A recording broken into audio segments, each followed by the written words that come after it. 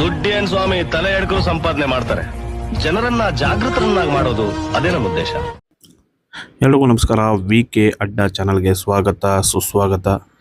First time ಒಬ್ಬನೇ ಒಂದು vlog ಮಾಡೋಣ ಅಂತ ಹೊರಡ್ತಾ ಇದ್ದೀನಿ. ಎಲ್ಲಿಗೆ ಹೋಗೋದು ಅಂತ ಯೋಚನೆ ಮಾಡಿದಾಗ ನೆನಪಾಗಿದ್ದೆ ಶ್ರೀ ರಾಘವೇಂದ್ರ ಸ್ವಾಮಿಗಳ ಮಠ. ಇವನಿದಾನಲ್ಲ ಸಿಕ್ಕಾಪಟ್ಟೆ ತರಲೆ, ಕೆಳಗಡೆ ಬಂದರೆ ಸಾಕು ಈ ಥರ ಆಟ ಆಡ್ತಾನೆ ಇರ್ತಾನೆ. ಒಂಥರ ಖುಷಿ ಆಗುತ್ತೆ ಇವನ್ನ ಡೈಲಿ ನೋಡೋದಕ್ಕೆ. ಮನೆಯಿಂದ ಗಾಡಿ ಸ್ಟಾರ್ಟ್ ಮಾಡಿ ಹೊರಟಿದ್ದೆ ಶ್ರೀ ರಾಘವೇಂದ್ರ ಸ್ವಾಮಿ ಮಠ. ಇದು ಎಲ್ಲಿರೋದು ಅಂತ ನೀವು ಕೇಳ್ಬೋದು. ಕಡಬಗೆರೆ ಹತ್ರ.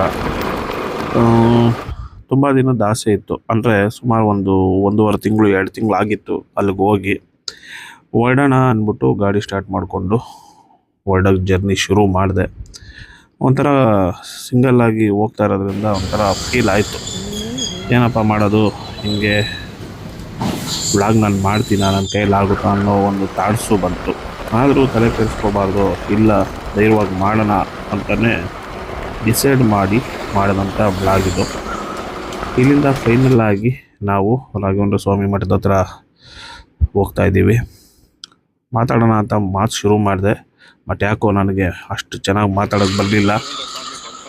ಇಲ್ಲಿಂದ ರಾಘವೇಂದ್ರ ಸ್ವಾಮಿ ಟೆಂಪಲ್ ರೋಡು ಕನೆಕ್ಟ್ ಆಯಿತು. ಈ ರೋಡ್ ಏನು ನೋಡ್ತಾ ಇದ್ದೀರಾ ನೀವು, ಒಂದು ಲೇಔಟ್ ಒಳಗಡೆಯಿಂದ ರಾಘವೇಂದ್ರ ಸ್ವಾಮಿ ಟೆಂಪಲ್ಗೆ ಕನೆಕ್ಟ್ ಆಗುತ್ತೆ.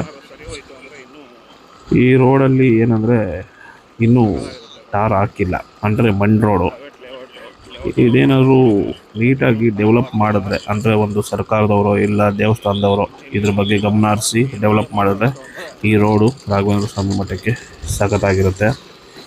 ಈ ರಾಘವೇಂದ್ರ ಸ್ವಾಮಿ ಮಠಕ್ಕೆ ಆಲ್ರೆಡಿ ಗೌರ್ಮೆಂಟ್ ಬಸ್ ವ್ಯವಸ್ಥೆ ಮಾಡಿದ್ದಾರೆ. ಆಲ್ರೆಡಿ ನೋಡಿ, ಬಸ್ ಬಂದು ಜನ ಎಲ್ಲ ಇಳ್ಕೊಂಡು ದೇವಸ್ಥಾನದ ಕಡೆ ಹೋಗ್ತಾ ಇದ್ದಾರೆ. ಫೈನಲ್ಲಿ ರಾಘವೇಂದ್ರ ಸ್ವಾಮಿ ಮಠದ ಹತ್ರ ಬಂದ್ವಿ. ನೋಡಿ, ಜನ ಫುಲ್ ಆಲ್ರೆಡಿ ಕ್ರೌಡ್ ತುಂಬೋಗಿದೆ.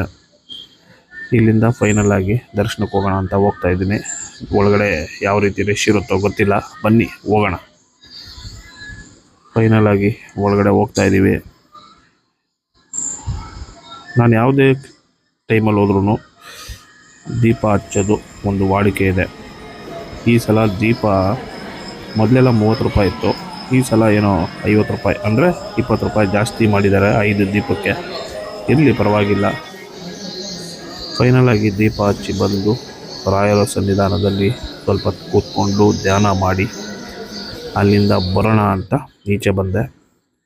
ಫೈನಲ್ ಆಗಿ ಇನ್ನೂ ಜನ ಬರ್ತಾನೆ ಇದ್ದರು. ಬೆಳಗಿನ ಜಾವ ಸುಮಾರು ಒಂದು 8-8:30 ಆಗಿರ್ಬೋದು. ಆದರೂ ಕ್ರೌಡು ಕಡಿಮೆ ಆಗಿಲ್ಲ, ಜನ ಬರ್ತಾನೆ ಇದ್ದರು. ಬಟ್ ಏನಂದರೆ ಈ ಸನ್ನಿಧಾನಕ್ಕೆ ಬಂದರೆ ಸ್ವಲ್ಪ ನೆಮ್ಮದಿ ಜಾಸ್ತಿ ಸಿಗುತ್ತೆ. ಯಾಕಂದರೆ ಒಂಥರ ಫೀಲು, ಒಂಥರ ನೆಮ್ಮದಿ ಇರೋಂಥ ಜಾಗ ಅಂತ ಇದು ಹೇಳ್ಬೋದು. ಇದಿರೋದು ಕಡಬಗೆರೆಯಿಂದ ಸ್ವಲ್ಪ ಮುಂದೆ ಬರಬೇಕು. ಏರಿಯಾ ಹೆಸರು ಸ್ವಲ್ಪ ಮರ್ತೋಗ್ಬಿಟ್ಟಿದ್ದೀನಿ ನನಗೆ. ಒಟ್ಟಿನಲ್ಲಿ ಅಲ್ಲಿರೋ ಅಕ್ಕಪಕ್ಕದಲ್ಲಿ ಯಾರು ಕೇಳಿದ್ರು ಹೇಳ್ತಾರೆ ಕಡಬಗೆರೆ ರಾಘವೇಂದ್ರ ಸ್ವಾಮಿ ಮಠ ಅಂತ. ಒಟ್ಟಿನಲ್ಲಿ ದಿ ಬೆಸ್ಟ್ ಪ್ಲೇಸ್ ಅಂತ ಹೇಳ್ಬೋದು ಬೆಂಗಳೂರು ಜನಕ್ಕೆ. ಏನೇ ಟೆನ್ಷನ್ ಇದ್ದರೂ, ಏನೇ ಸ್ಟ್ರೆಸ್ ಇದ್ದರೂ, ನಿಮ್ಮ ಮನಸ್ಸಿಗೆ ಏನೋ ಬೇಜಾರಾಗಿದ್ದರೂ ಬಂದು ರಾಘವೇಂದ್ರ ಸ್ವಾಮಿ ಮಠಕ್ಕೆ ಬಂದು ರಾಯರ ದರ್ಶನ ಮಾಡ್ಕೊಂಡೋಗಿ 100% ನಿಮ್ಗೆ ಒಳ್ಳೆಯದಾಗುತ್ತೆ. ಫೈನಲ್ ಆಗಿ ಗಾಡಿ ಶುರು ಮಾಡಿದ್ವಿ, ಅಲ್ಲಿಂದ ಹೊರಡೋಣ ಮನೆ ಕಡೆ ಅಂತ. ಒಂಥರ ಖುಷಿಯಾಗಿದೆ ಫೀಲು ಇಲ್ಲಿಂದ ಹೊರಡಬೇಕಾದ್ರೂ. ಫೈನಲ್ ಆಗಿ ಮನೆ ಕಡೆಗೆ ಪ್ರಯಾಣ ಬೆಳೆಸೋ ಸಮಯ ಶುರು ಆಯಿತು. ಅಕ್ಕಪಕ್ಕದಲ್ಲಿ ಯಾರೇ ಇದ್ದರು, ಅಂದರೆ ಬೆಂಗಳೂರು ನಿಯರ್ ಯಾರೇ ಇದ್ದರೂ ಒಂದು ಸಲ ಈ ಮಠಕ್ಕೆ ನೀವು ಭೇಟಿ ಕೊಡಿ. 100% ನಿಮ್ಮ ಮನಸ್ಸಿಗೆ ನೆಮ್ಮದಿ ಸಂತು ಸಿಕ್ಕೇ ಸಿಗುತ್ತೆ. ಇದಂತೂ ಖಂಡಿತ. ಇನ್ನು ಫೈನಲ್ ಆಗಿ ಬನ್ನಿ ಮನೆ ಕಡೆ ಹೋಗೋಣ. ನೋಡಿ, ಇಲ್ಲಿ ಯಾವುದೋ ಒಂದು ಗೋರ್ಮೆಂಟ್ ಸ್ಕೂಲ್ ಇದೆ, ಅದರಲ್ಲಿ ಬರೆದಿದ್ದಾರೆ ಯಾವುದೋ ವಡ್ರಳ್ಳಿ ಅಂತೆ. ಅಂದರೆ ರಾಘವೇಂದ್ರ ಸ್ವಾಮಿ ಮಠ ಇರೋದು ವಡ್ರಳ್ಳಿಲೇ. ಈಗೇನಾಗಿದೆ ಅಂದರೆ ಪ್ರೈವೇಟ್ ಸ್ಕೂಲ್ಗೆ ಪರ್ಮಿಷನ್ ಕೊಟ್ಟು ಗೋರ್ಮೆಂಟ್ ಸ್ಕೂಲ್ನ ಒಂದು 30-40 60 ಕಟ್ಟೋ ಥರ ಆಗ್ಬಿಟ್ಟಿದೆ. ಯಾವಾಗ ನಮ್ಮ ವ್ಯವಸ್ಥೆ ಚೇಂಜ್ ಆಗುತ್ತೋ ಗೊತ್ತಿಲ್ಲ. ಫೈನಲ್ ಆಗಿ ನೈಸ್ ರೋಡಲ್ಲಿ ಸಿಕ್ಕಾಪಟ್ಟೆ ಜಾಮ್ ಇತ್ತು. ಜನಗಳೆಲ್ಲ ಕೆಲ್ಸಕ್ಕೆ ಹೋಗೋರು ಹೋಗ್ತಾಯಿದ್ರು. ನೋಡ್ತಾ ಇದ್ದೀರಲ್ಲ, ಅಂದರೆ ಬೆಂಗಳೂರು ಸ್ವರ್ಗ ಅಂತ ಯಾರ್ಯಾರು ಬಂದಿರ್ತಾರೆ, ಇಲ್ಲಿ ಬದುಕೋಕ್ಕೆ ಅವರು ಪಡೋ ಕಷ್ಟ ಇದೆಯಲ್ಲ, ಅದು ಅವ್ರಿಗೆ ನರಕ ತೋರಿಸ್ಬೋದು. ಬಟ್ ಆದರೂ ಬೆಂಗಳೂರಲ್ಲಿ ಬದುಕೋಕ್ಕೆ ಡಬಲ್ ಗುಂಡಿಗೆ ಬೇಕು. ಫೈನಲ್ ಆಗಿ ಹೊಟ್ಟೆ ಹಸಿತಾಯಿತು ಅಂತ ಒಂದು ಇಡ್ಲಿನ ತೊಗೊಂಡು ತಿಂದು ಅಲ್ಲಿಂದ ಸೀದಾ ಮನೆ ಕಡೆ ಬಂದ್ವಿ. ನಮ್ಮ ಫಿಗರ್ ಆಲ್ರೆಡಿ ಬಂದಿದ್ದ ತಕ್ಷಣ ಗೊತ್ತಲ್ಲ, ಅದ್ರ ಎಕ್ಸ್ಪ್ರೆಷನ್ ಕೊಡುತ್ತೆ. ಕಾಯ್ತಾ ಇದ್ವಿ. ಆಗುತ್ತಾ? ಇವತ್ತು ಸಡನ್ನಾಗಿ ಒಂದು ಪ್ಲ್ಯಾನು ಮಾಡಿದ್ವಿ. ಮೇಕಿಂಗ್ ಮಾಡ್ತಾ ಇದ್ದೀನಿ. ಏನು ಪ್ಲ್ಯಾನು ಅಂದರೆ, ಒಂದು ಡಾಕ್ಯುಮೆಂಟ್ರಿ ಶೂಟ್ ಮಾಡೋಣ ಅಂತ ಪ್ಲ್ಯಾನ್ ಆಯಿತು.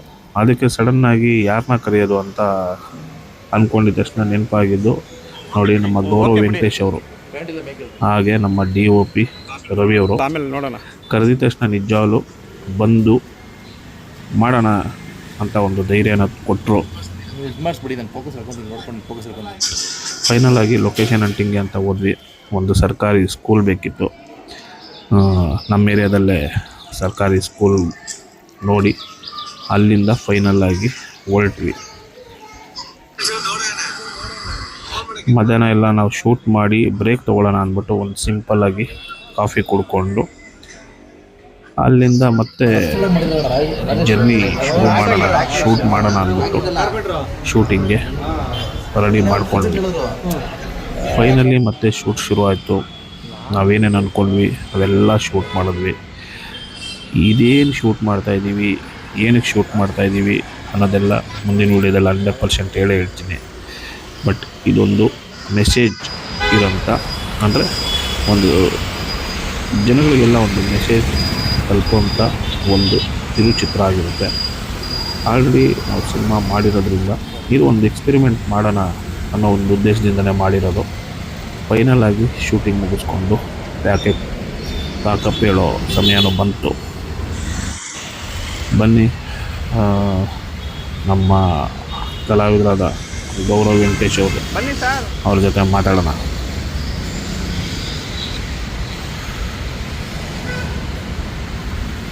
ಹೇಳಿ ಹೇಳಿ, ಇವತ್ತು ಶೂಟ್ ಮಾಡಿದ್ವಲ್ಲ, ಏನ್ ಅನಿಸ್ತು?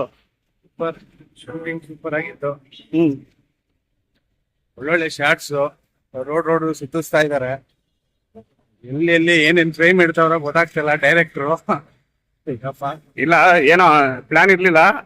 ಸಡನ್ ಆಗಿ ಸರಿ ಶೂಟ್ ಮಾಡೋಣ ಅಂತ ಪ್ಲಾನ್ ಮಾಡಿದ್ವಿ. ಬೆಳಗ್ಗೆ ಟೆಂಪಲ್ಗೆ ಹೋಗಿ ಸಡನ್ ಆಗಿ ಶೂಟ್ ಮಾಡ್ಬೇಕು ಅಂತ ದೇವಸ್ಥಾನದಲ್ಲಿ ಅನಿಸ್ತು. ಅಲ್ಲಿಂದ ಇವ್ರು ಫೋನ್ ಮಾಡಿ, ಇಲ್ಲ ಇವತ್ತೇ ಶೂಟ್ ಮಾಡೋಣ ಅಂತ ಪ್ಲಾನ್ ಮಾಡಿ ಇವತ್ತು ಫೈನಲ್ ಆಗಿ ಶೂಟ್ ಮುಗಿಸಿದೀವಿ. ಅಂದ್ರೆ 1 ಡೇ ಮುಗಿಸಿದೀವಿ, ಇನ್ನ 2 ಡೇಸ್ ಇದೆ ಶೂಟು. ಸದ್ಯದಲ್ಲೇ ಅಪ್ಡೇಟ್ ಕೊಡ್ತೀನಿ ಯಾವ ಶೂಟು ಏನು ಅಂತ. ಮುಂದಿನ ವಿಡಿಯೋದಲ್ಲಿ ಮತ್ತೆ ಸಿಗೋಣ. Thank you.